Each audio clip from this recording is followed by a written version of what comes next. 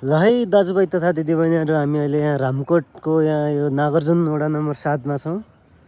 अहिले चाहिँ टक्क लाएर होइन, यस्तो छ यहाँको भ्यू चाहिँ। यस्तो छ यहाँ डाँडाकाँडाहरू, अनि झ्याम्मै लाएर यस्तो छ जङ्गलहरू। यहाँ जङ्गल धेरै माथि छ, यहाँदेखि पुरै जङ्गलै जङ्गल हो।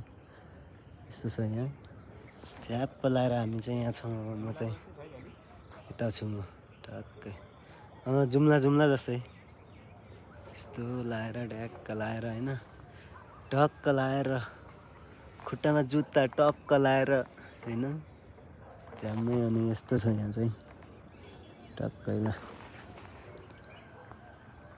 यस्तो यहाँ बादल छ, बादलमाथि तल, बादलभन्दा तल सहर छ, डाँडा छन्, सबै छ, राम्रो छ। जे होस्, सब कुराले भरिपूर्ण छ नेपाल। प्राकृतिक सौन्दर्यको धनी हो।